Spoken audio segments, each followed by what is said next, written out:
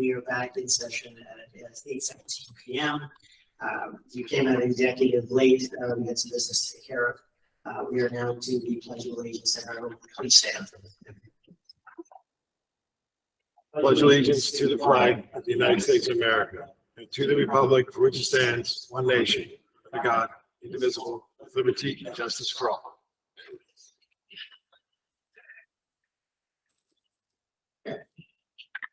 We have a note about upcoming special presentation on October 2nd, but tonight we will move to comments. Okay, we have a couple things. The schools are coming together nicely, ready to be open on August 30th for staff and September 5th for students. Remember, our staff convocation is August 30th, and that is at County College of Morris. Our back to school nights are Lakeview September 12th, Riverview September 13th, and Valley View September 14th. We are going to be doing concussion testing for athletics this year, and we'll start with the fall. Our Space Considerations Committee met on August 17th, and we'll have some more about that during Good of the Cause. And the parent portal opened today with mandatory forms for parents to access their children's schedules. And that's it for superintendent's comments. Great, thank you, Steve. Dr. Collins, your assistant superintendent comments, please. The current 2023-24 kindergarten enrollment is 182. The total students registered in the district is 1702, which at the new teacher orientation last year was 1664.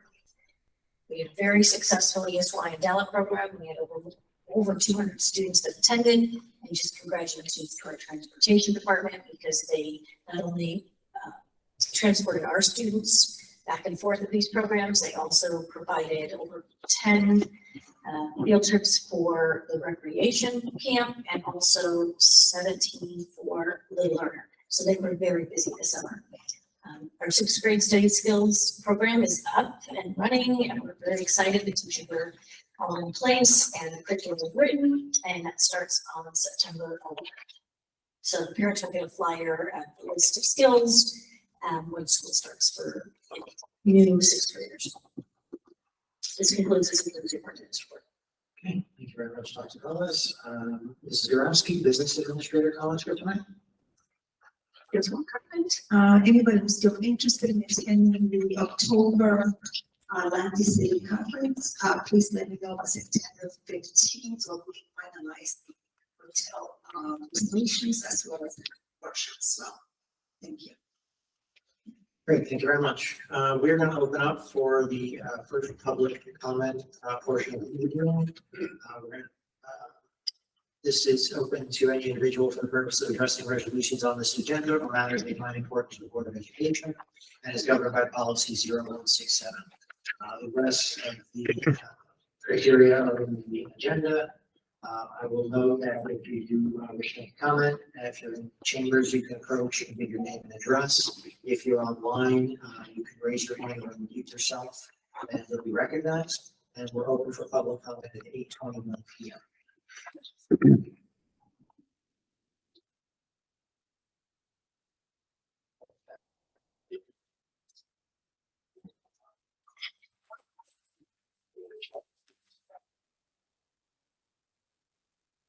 All right, seeing no one here and no one online, we'll close open public comment at 8:22 p.m. and proceed to the next part of our agenda. This is old business action to be taken. Mr. Kim, would you move us through these items tonight? Sure, I'd be happy to. Under old business, I'd like to motion to approve sections A, B, and C. A is the reports for July 2023 Treasurer of School Monies and Board Secretary reports.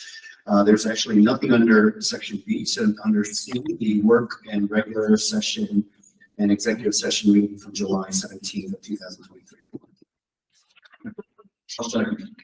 Thank you, Mr. Kim. Thank you, Mr. Cass. Any comments or questions on these items of old business?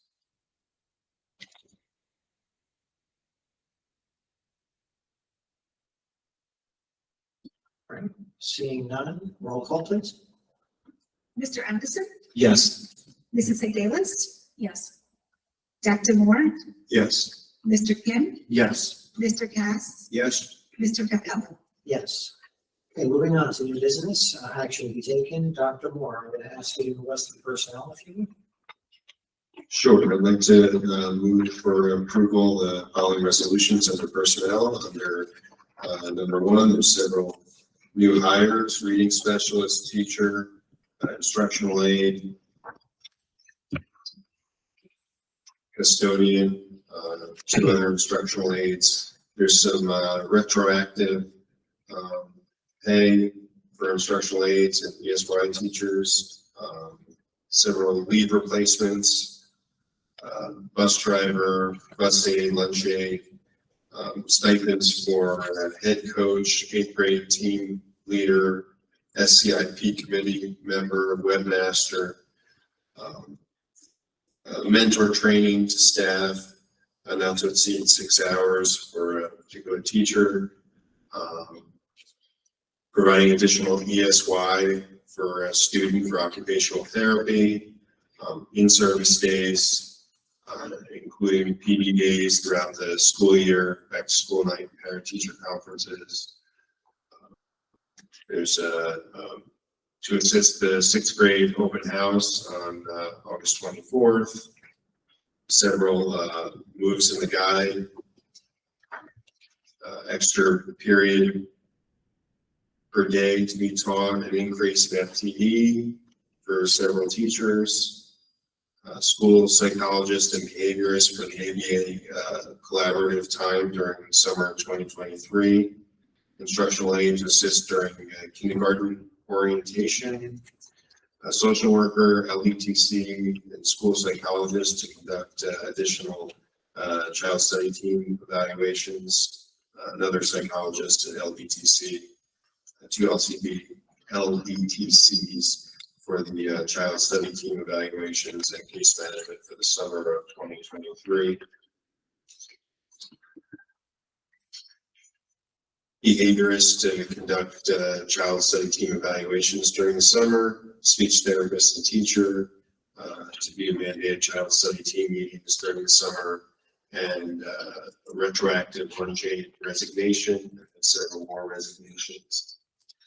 And then on the addendum, there is an instructional aid to increase their FTE. And then under item number 2, we have Principal Sky Sardanopoulos, 3,000 increase in salary effective 7/23, granted for her tenure for Article 22. Item number 3, Todd McCabe, Vice Principal, receiving 3,000 increase in salary effective 9/23, in which she was granted tenure for Article 22. Number 4 is a leave of absence. Number 5 is the mentor-mentee relationships, and each getting $550 prorated by month. And then we have item number 6, which is the list of new hire substitutes A through R. Second. Thank you, Dr. Moore. Thank you, Mr. Kittle.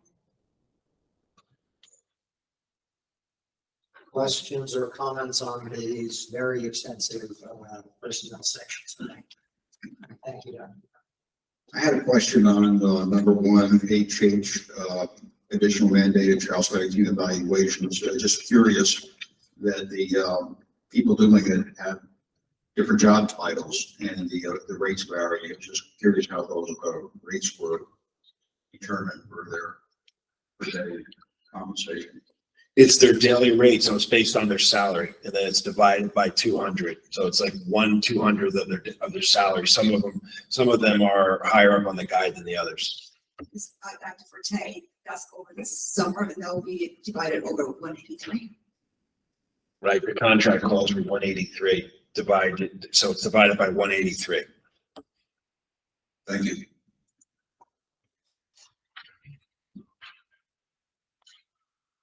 If I may, I wanted to congratulate the 3 moving across the kind. Congratulations to Lisa Verdiso, Lisa Schwartz, and Justin Cordero on their successful move across the country. And it agrees that they received this draft report.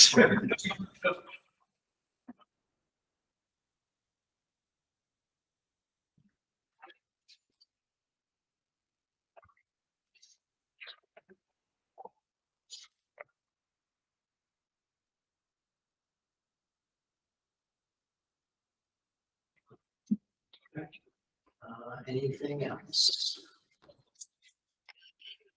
If not, roll call please.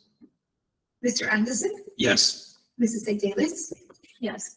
Dr. Moore? Yes. Mr. Kim, Yes. Mr. Cass, Yes, Mr. Capello. Yes. Okay, moving on to instruction and program. Mr. Anderson, I'm gonna ask you to give us through these items, son. Sure, if there are no objections, I'd like to move under instruction and program items. I'm gonna skip item number 1 because there are no workshops unless I'm mistaken. Mr. Grelsky, is that correct? Okay, that's what I thought. So I'm gonna skip number 1. I'll like to move item number 2, field trip list. Item number 3, proposal for professional development for the district administrative team and leadership solutions. The revised remote instruction program for the school year. Item number 5, which is adoption of the revised science curriculum. Item number 6, which is the board approved Eric Dack from Brainwash to provide team building activities for the staff convocation coming up in the next week and a half or so. And then item number 7 is board approve the 3 schools to receive presentations from an author and motivational speaker, Cornell Thomas, who school PTA is going to cover the cost of $2,500 per school. It's a speaker we've had in the past for our convocation. Excellent. And then on the addendum, there's item number 8, which is to approve the adoption of the revised social studies curriculum. And the board approved Mary Oates for professional development for Morris Catholic staff on August 22nd. That's being paid by the Morris Catholic Title II funds, so that is not out of the district funds, but we are merely a pass-through for those funds. I'll second. Thank you, Mr. Anderson. Thank you, Mr. Camus. Questions concerned on any of these IMP items? I had a question on the addendum, item B. Can you just give me like just a quick overview, what exactly is changing with the revised social studies curriculum units for these grades? Are they Sure. special updates, like, how will the old, obviously, things are always changing in social studies day by day, so one day it's history, one day it's current events. So it aligns to the TCI, this TCI Social Studies program. And each grade level has units that instead of it more topical, they all fall under like their civics unit, history unit, all the way through. There's the same units for all of the grades. But I would say that the content is really not very different from what we've seen in the past. It pretty much starts at the youngest levels with like who's in their neighborhood and basic civics, with what is the flag and about those types of things, and then moves up to 4th and 5th grade. 4th grade is where we start looking at immigration and then in 5th grade, looking at beginnings of U.S. history. So it's pretty much the same content we've had, but the way that the units are written are in 4 units across all the grades. Each grade has 4 units. So it sounds like it's more like a reorganization of the formatting. I was It presenting. is, but it's mostly because we bought new products. We bought new books. So with the books, it slightly changes a little bit, like which topic is in which grade, but also like the objectives are a little different, but the content is pretty much the same. Thank you.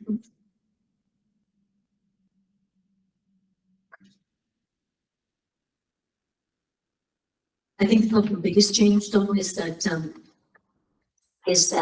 with the state requirement of civics, that every grade level has a specific civics unit. I think that's probably the biggest change. That's good. That's great. That's great. I mean, civics are really an important part of the education.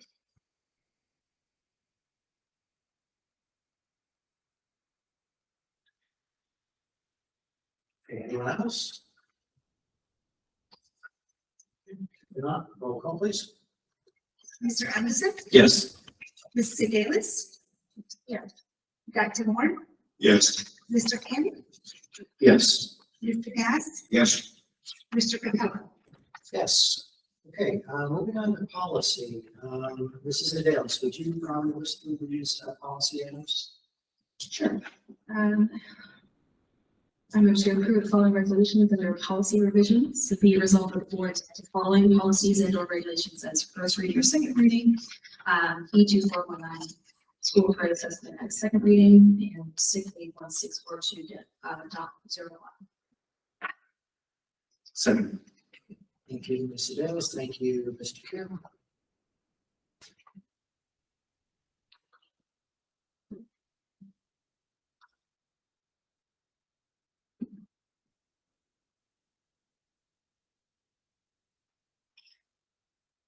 Any comments or questions? Okay, roll call please. Mr. Anderson, Yes. Mrs. Sedalis, Yes. Dr. Moore, Yes. Mr. Kim, Yes. Mr. Cass, Yes. Mr. Capella. Yes. Okay, moving on to finance. Mr. Kim, I'll ask you to address these items tonight. Sure, I'd be happy to. I motion that we approve the items under D finance. Number one is the list of checks as found in the agenda. Number two is to approve the following resolution regarding the submission of the comprehensive maintenance plan in the school's facilities report school facilities form M-1. Number three, to accept the donation from the 2022-2023 eighth grade Valley View PTA Parent Committee of a banner to be placed in the gym and 4 Valley View rugs to be used throughout the building. Number four, to accept the donation of a framed photograph of A.R. Spinola from Miss Judith Spinola. Number five, to accept the donation of dictionaries for all district third grade students from the Rotary Club of Denville that values at $654.50. To accept the donation of an AED and external storage box from the Township of Denville to be used at the Valley View Athletic Field. To approve the attached parent transportation contract for students for the amount of $2,686.43. To approve the contract with Prime Healthcare St. Clair's Behavioral Health for the 23-24 school year. To provide back-to-school evaluations. To approve the agreement with Tri-County Behavioral Care that will provide school clearance assessments. Number 10, to approve the agreement with Dr. L. Haynes and Associates to provide evaluations and therapy at the rates as seen in the agenda. Number 11, to approve the agreement with Uncommon Thread not to exceed $46,800. Number 12, to approve the contracts with Summit Speech School to provide itinerant services to the students listed in the agenda. And 13, 14, 15 is to approve out-of-district placements with Limitless for different students as outlined in the agenda. And if I can call your attention to the addendum, number 16 is to approve the attached settlement for a student as listed there. I'll second that. Comments or questions? Really quickly, Damaris, we didn't really discuss the comprehensive maintenance plan during the committee. This is basically the standard. Here's what we're going to fix that we report to state based off of the long-range facilities plan provided by the engineers, right? Now, the required maintenance facility is a form that we have to file every single year with the county, basically stating the square footage of the entire district, each building separately, and it's $143 per square foot. And based on that, they will determine how much funds we can deposit into maintenance reserve. So right now we have a maximum of $1.5 million that we can deposit in maintenance reserves. Okay, great, thank you.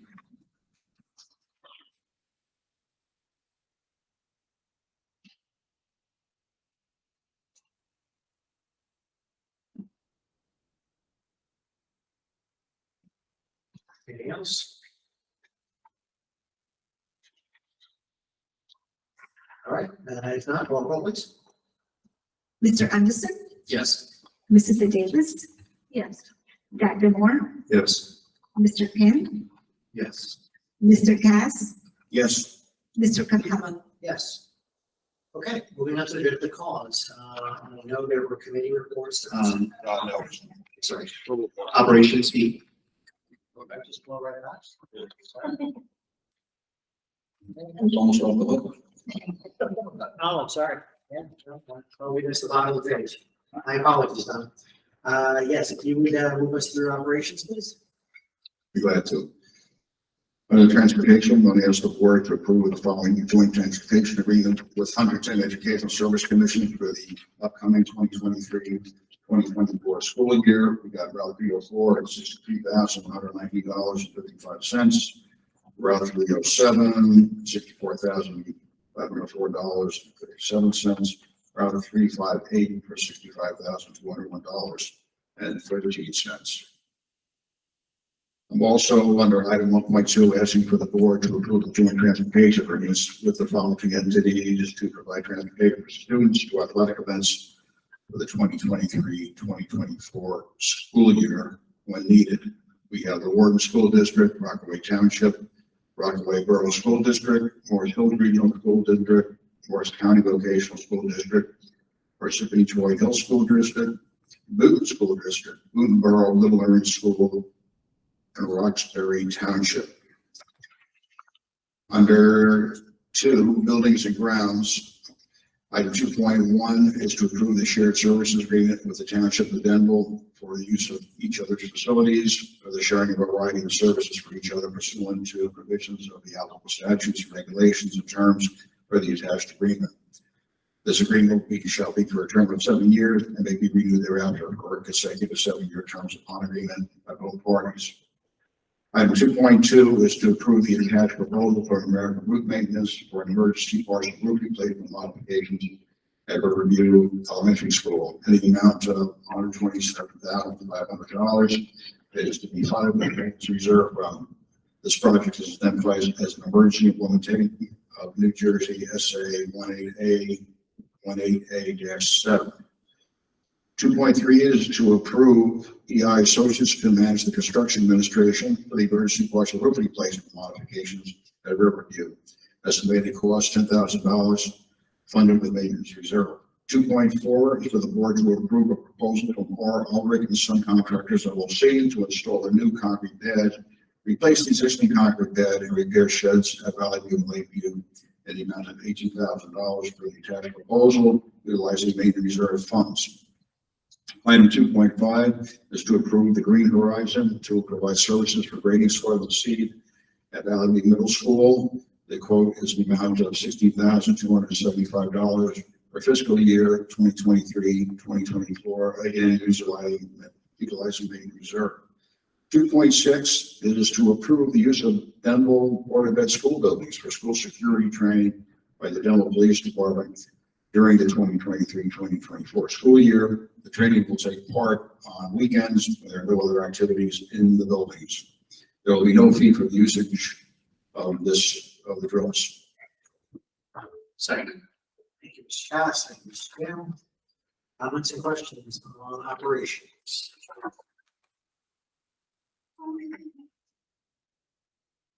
Just real quickly, we discussed during the committee meeting that there's a possibility, but it might be a small possibility that the roof under, 2.2 might be covered under the warranty.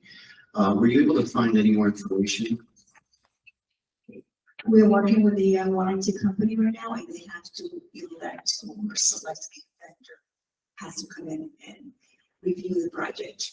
Once they come in and review what they need to do, they would determine if it's under the warranty. Make sure to be clear, the thing under 2.2 is not under the warranty. It's already been ruled that it's not covered by the warranty. But there's another leak at Riverview that should be covered under the warranty. It's in a different section. Okay, so that's 2.3 then, under this agenda? No, that's 2.2 and 2.3 are related. So it's some work that's not covered by the warranty, and then there's the fees from the architect to manage the project and to draw the designs and all that. Okay, so at this moment in time, 2.2 and 2.3 will not be covered. They were already told us if not. The other leak most likely will.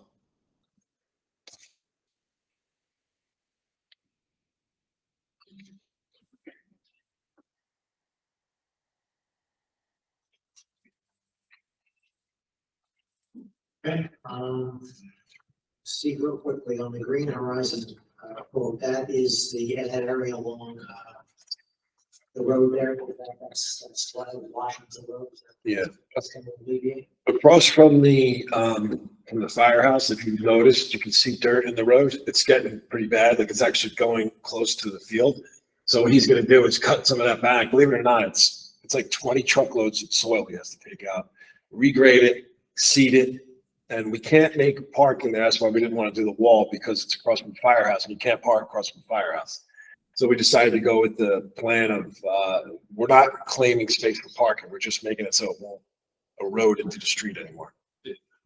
See, I think the cause of that is that the roadway dips in and collects water, and then when cars drive by it, they splash on and erode the water. So until we fix like the problem with the roadway, I think it's a township issue.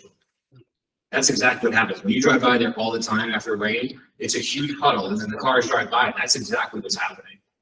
That could be. The good thing is, so he's already remediated a section, which is even worse, by the bus garage, like where the baseball field is. You know how it's like a steeper one? So he did the same exact project there, and we don't get any more erosion. I think it's because the grass holds all the dirt. So even if there is some splashing, the grass holds it back. And he puts that green mat down. You know, you ever see the green mat that they put down? Yeah. To cover the seed. It usually works. But I'll mention that to him too, to see if there's something like that.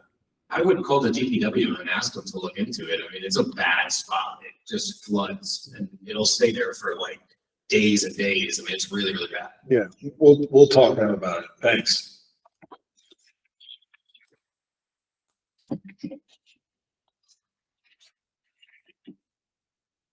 Okay, anyone else? If not, roll call please. Mr. Anderson, Yes. Mrs. Davis. Yes. Dr. Warren, Yes. Mr. Kim, Yes. Mr. Cass, Yes. Mr. Capello. Yes. Okay, and other actions. We received committee reports this week.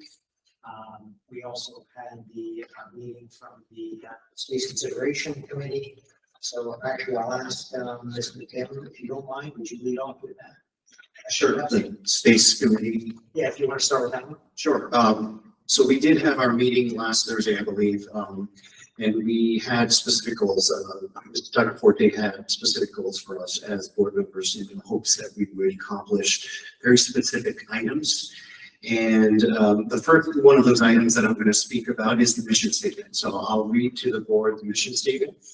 The mission statement that the board members came up with is as follows. Due to the growth in residential development that is projected to increase student enrollment and under the direction of strategic plan goal operations number 1, the committee will consider the immediate and long-range instructional space needs of the districts, proposing, investigating, and reporting solutions. So after the mission statement, then we set some goals for this committee. These are considered short and intermediate length goals. The first goal, of course, is to evaluate the worst case scenario without a new building or addition and without going to referendum. And that essentially is going to utilize the existing statistics from the demographic study from Dr. Grip to include maxing out the annex or the St. Mary's annex and possibly including in our evaluation the possibility of full pre-K classes and what that might mean for the district. And some sub goals that we have is, of course, what is the definition of running out of space? From my perspective, there was a discussion, do we need to change the board policy after strategic plan goals, operation number 1? And then 1B is to determine when we will run out of space. There was a lot of conversation about the timing of the possibility of running out of space, and which leads into 1C is to help us help or provide the rest of the board with a potential time aspects or time elements to how everything might play out. The second part of the meeting, or actually we initially started off the meeting, is taking an inventory of all the documents, all the great pieces of information that either Dr. Forte had accumulated. And currently our enrollment figures for the 2023-2024 school year as of August 16th was that Valley View would have 537 students, Lakeview would have 687 students, Riverview would have 456 students, and then auto placement would be 9 students, totaling 1,689 students. And then finally, we did discuss at length, the new developments that were in town, and essentially we're looking at 6 potential new developments that will sprout up in town, of which 4 of them or 5 of them we know will have a pretty significant impact relatively soon. So that was the majority of our discussion during this committee meeting. Great, thank you. And I would just add that we set our next meeting for September 7th. So just a quick question, if I might, Peter. So thanks for pulling this together. It was really helpful to look at it in kind of a consolidated way. I think we've got the bits and pieces of information all over the place at times. So thanks, Steve, and the committee for pulling it together. Quick question on the developments, looking specifically at the new developments in town. Document really encapsulates kind of the units really well. I guess the next question is, some of these were in Dr. Grip's study, not all of them. So some of them we have a projected impact. What do we do with the ones we don't have a projected impact? Is there a plan to try to engage Dr. Grip or use some of the data out of his study to be able to project it? So that was actually part of the discussion the committee had, was the idea about possibly re-engaging. And I think we left it as an action item to see what that looks like. Correct me if I'm wrong, but I think we had posed that there would be the possibility of re-engaging him on the correct. Yeah, I'll send him an email and I'll ask him how much he would charge us, or to give us a price quote on updating just the part about the new construction. Is there any chance we could figure it out on our own? I mean, it's only a Well, and I think that was where the committee sort of had a discussion on, is almost like if we took Dr. Grip's worst case scenario, how would this play out?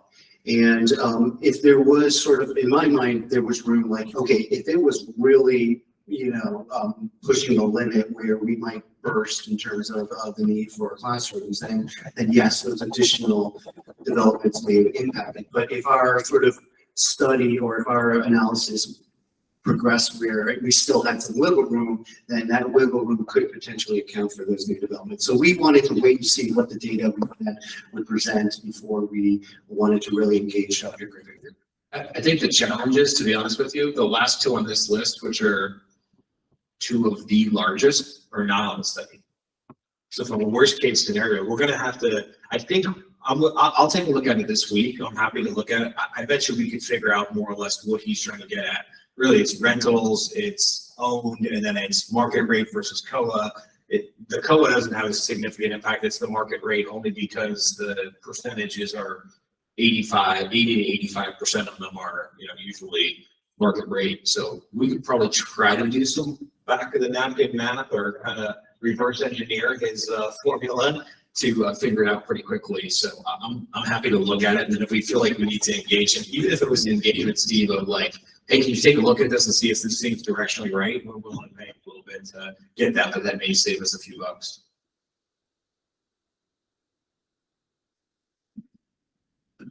My suggestion for the next meeting is going to be let's try to make a 1-page document that has as much information as we can, but put everything on 1 page, like a summary of everything, so that we can say, like, this is our capacity, this is how many kids we have, this is what we're expecting, something like that on one page. So that would be my suggestion for the next meeting. No, I think that's, we're all nodding our heads, I think, yeah. Yeah. This first meeting was excellent. We were able to kind of comb through everything we got, but yeah, I think, the next course of action is a little together. Because there's so much, right? I mean, I know, sometimes the data is just overwhelming, right? You got to read through 40 different documents to get the answer. So if we could put it on one page, just something that makes sense, hopefully not with a link to all those other Well, documents. no, that's what we're gonna rely on. James is gonna construct a database and everything's gonna tie from one thing, right? It's all gonna pull together, right? It's one master sheet. Yeah, it's gonna give us the answer by the end, yeah, absolutely.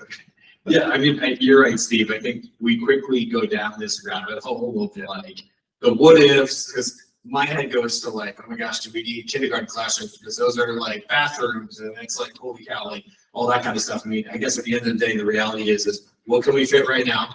What are we potentially projecting that we could get from these developments? And then that alone will be a significant amount of information that we really don't necessarily have right now, right? We've got bits and pieces of that, but holistically, do we have that? I think that will kind of be a starting point. And then what does that mean for class size? Is probably the next question. And then from there, then you go, now what do we do? And you hit the nail on the head. That's the part, and I think the order you presented it in is exactly the way to do it. Because we started having discussions and we started saying, well, if we change our policy, if we change class sizes, what does that give us? But that's the wrong way to look at it. Yeah, so yeah, I think you clarified that really well. Thank you, James, that was perfect. Appreciate it. Any other, anything, did you want to keep going, James, with, Yeah, if there was no further discussion with the Space Considerations Committee, then I would like to bring up some items from our Finance, Ops, and Transportation meeting that we wanted to present to the board, have a small discussion on, so I'm free to move forward. by all means? Great, thank you. There were some questions that came up during our committee meeting. One of them was, I think it's pretty self-explanatory, but I do think we wanted to bring it to the board's attention. The question came up as to whether or not we could, fund and possibly hire the transportation director's husband by, having him get a CDL license as well as, having him on standby. The administration did a lovely job just trying to go through and comb through the policies to make sure there wasn't anything that would be a major red flag. Nepotism was one of the policies that did come up, but there was a small byline that basically said that, if there was any possibility of that, then we would have an intermediary, like another supervisor in between, the director and any relatives to the director. So I don't know, Dr. Fortier or Mr. Ruski, if there's anything else you wanted to add, but the committee, I believe, felt that that intermediary level would be fine, and I don't think there would be any issues or challenges. This is for a substitute bus driver, like on call, maybe do a sports run, something like that. It's not, it was just something that was brought up to us, like we could use the help and this person's interested. So he would get his CDL and be able to do on-call kind of emergency busing kind of stuff. And we do have an assistant to the director who could also oversee this and supervise him. So we don't see it as an issue. And there is a part of the policy that allows for it. So we just wanted to kind of throw it out to the board and see what their thoughts were. And beyond that, and we can come back to that for a discussion, but we also did discuss the Valley View Field bathroom, the custodial fees. I know we had some discussion at length in previous meetings or a couple meetings back, but also the discussion of the facility, the use of facilities, and the potential outdating of the current rates for the use of facilities. We went through a recent negotiation period and we did experience some higher rates. And so, we love our rec programs, me being a head coach as one as well. But at the same time, I do feel the committees felt that we do have to recognize the higher costs. And so, you know, that we were beginning the discussion of how we should sort of play that out. And I know that there's a lot of rec program, a lot of involvement with different rec programs. So I think we thought maybe we could bring this discussion up to the full board and see. But Don, I think that was the gist of it. Yes, it was. And we also said that a real ultra critical piece of it is communicating with those sports organizations that use the facilities and maybe not charging the first round, round because they have registration fees. They're going to make sure they'll probably have to raise the registration fees. They build that into it. So, it's not a problem for them financially. The other, I mean, we're still having discussions on it too, but I think we already need to talk about too is how we track it. Make sure that everybody pays their fair share, they're not overcharged. And the other thing I just mentioned, though, I have a recollection, like with PAL basketball in particular, since I used to coach that. They ran the school on weeknights, so there's usually custodians there, right? We still charge them for use of the gyms on weeknights when we have things going on in the school with school personnel in there. No, we only charge when the schools are not open. Saturdays and Sundays, right? And it could be a holiday, possibly, something like that, but typically, like you said, Saturdays and Sundays. And how's that time tracked? So the custodian is there, or we just based on their schedule? Because they do have somebody in the school there, obviously. They put in a timesheet. There's a form that the organization fills out for the usage. Then the custodian puts in a timesheet. They identify what sport it is: PAL basketball, junior Eagles wrestling, could be soccer, could be football, all those different types, and then they get the bill from there. Thank you. Yeah, I mean, at the end of the day, I agree with you, James, right? Like, we love having the organizations in there, but we have to break even. So whatever that number is to break even, I think that's the appropriate way to approach it. And I agree with you, Don. Communication is key here on getting that information out to the organizations as they use the facilities. I think, compared to other local districts that I've filled out the use form, I think you've got a better process here in Denville, meaning the organizations find out quicker than other ones. I know other ones have more sophisticated systems that seem to just bog down the approval process. However, their systems are a little more forthcoming with what the rate's going to be and what they're going to be charged for and not charged for. And that's the only thing I would say. If we're going to look at our policy, let's just make sure that the organizations understand what they're going to be responsible for. And like Don mentioned, like if it's a weekday, they're not charged for it. There's a custodian there already, things like that. So, yeah, I think at the end of the day, we have to break even on it, right? I mean, it's obviously a service we provide for using the facilities. I will stand by my comment previously when I approved the bathroom outside, is that I do not believe we should be charging organizations that are using the facility outside to monitor a one stall bathroom. That's just my opinion. I don't think that's going to change anything. I think we could put a camera there. I think we could, monitor to make sure that there's no damage. We could have some sort of key fob access or whatever it is. The town does that for their facilities. And that's how I would kind of approach it, as opposed to paying 8 hours to use the field outside for somebody to monitor a bathroom that they probably will look at before, and they'll look at for 5 minutes before and 5 minutes after.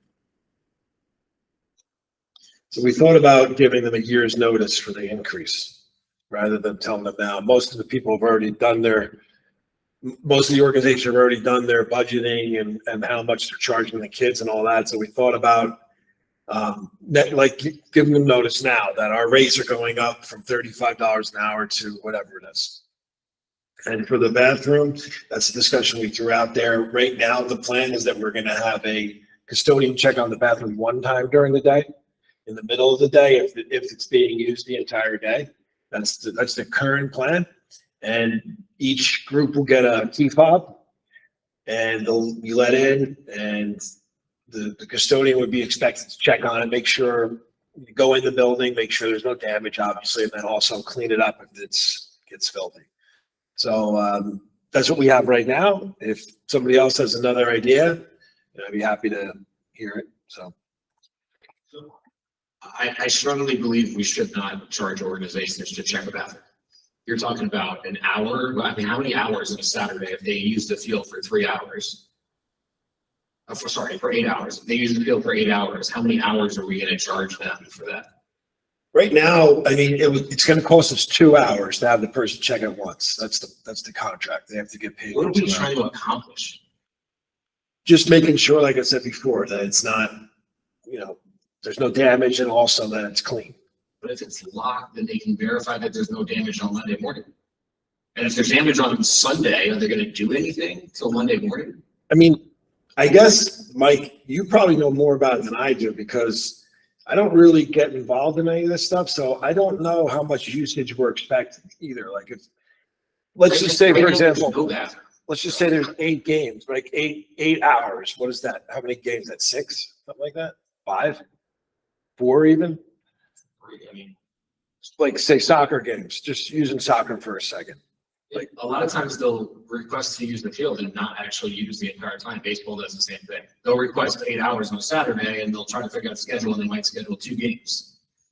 But then what you're gonna force is people are gonna, now they're gonna be like, I'm not gonna request it for the whole day. I'm only gonna request it for part of the day. Or to be honest with you, I'll go to Knowles and request Knowles because they don't charge you. So, right, like I said before, the plan is if it's being used for 8 hours, plus we have to get all this ironed out with recs. They have to tell us, like, there's only 2 games, right?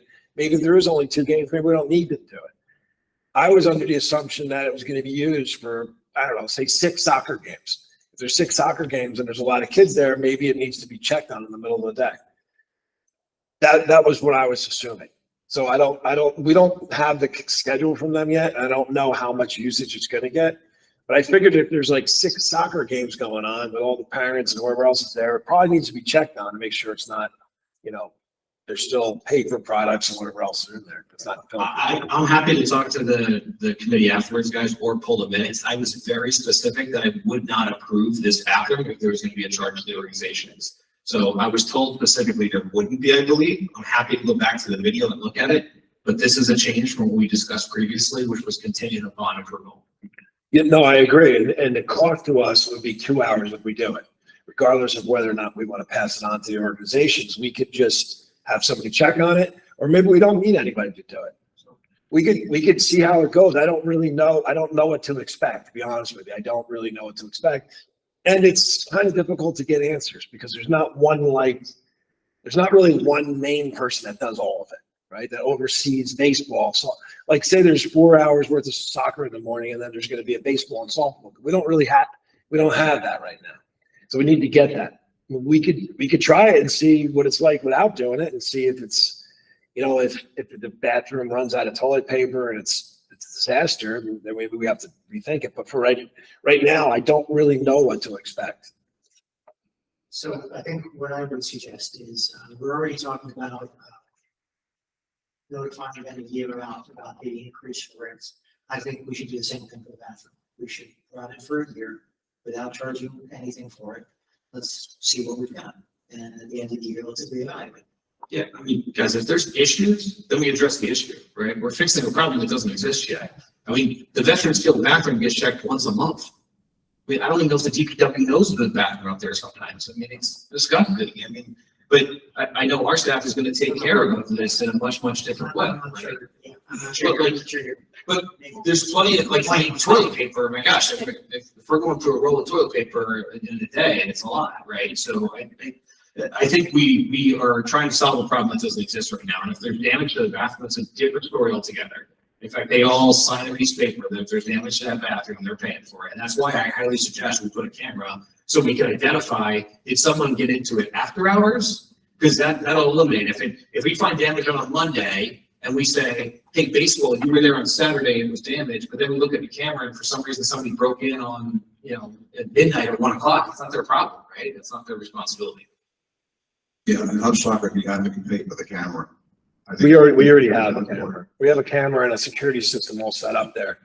And it would be hard to break into it. Like you could, I guess, but it's pretty heavy duty door what we have there. So my suggestion is, let's put a communication out to all sports organizations saying that the increase in the rates, if we decide we want to do the increase in rates, it's coming for the next school year. We're going to be evaluating the use of the bathroom, and we may be putting other things in place. Could be money, could be something else. But we're going to, this is the 23-24 school of the year is a year of evaluation. That sound reasonable? Yeah, I thought the compromise had something to do with us eating the cost and having the custodians, they're involved in other tasks during the weekend and kind of pulling them in somehow. Like, wasn't there some kind of discussion along those lines that they were already doing projects, so somehow we could kind of make it work where we wouldn't really be losing money if they were checking on the bathrooms? Does that sound familiar? I mean, during basketball season, which is long, believe it or not, it's like mid-October. It's pretty much almost through March. There's custodians there on Saturdays working basketball. So talk about the times outside of that. This is the time when the buildings are actually closed. There's no, or there would normally not be Right. anybody there except for this person who will come check the bathroom. But with these key fobs to get into the bathroom, is there a tracking mechanism in that lock? They have the guard appeal house. So whatever organization goes in there and uses the meeting room there, they can ID whose key fob is used to enter. Yes, they can do that. If that's a good idea, because that would help narrow it down. You know what I mean? Vandalism problems during the day.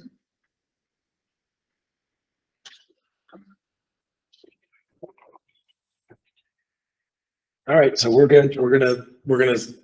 I'm gonna talk to Damaris about figuring out how to notify all the groups. We're gonna work with the township, hopefully get some kind of schedule and know what's going on. And any costs that we have for this particular year related to the bathroom, we will not pass on to the groups for now. Then going back to James's other comment that he brought up about the bus driver and transportation, we struggle for bus drivers, as we all know, right? So if we've got somebody that's willing to do it, I think that any conflict of interest policy I've ever seen has always given the ability to say, if all other options have been vetted and discussed, then there's appropriate measures in place.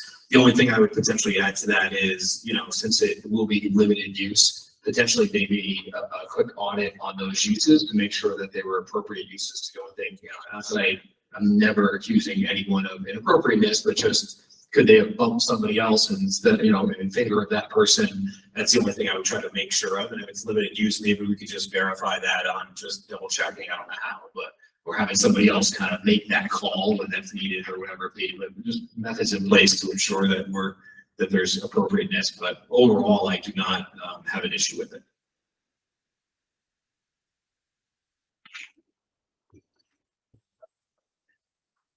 Ready for highlights? Yep, okay. So there's some donations. I'll mention the donations, talk a little bit about that. We had meeting one for space considerations committee, and we'll continue providing info. And that we have the board approved the new K-5 science and social studies curricula.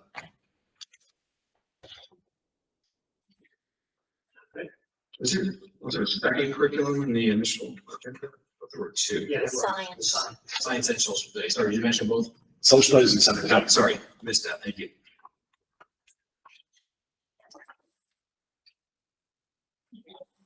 And you need to turn the folder.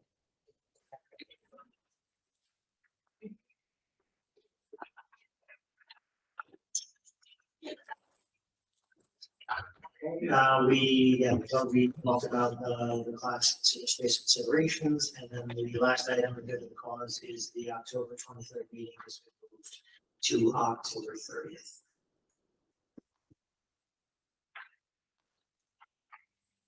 All right, if there's nothing else, we're going to open up for the second public comment section of the evening.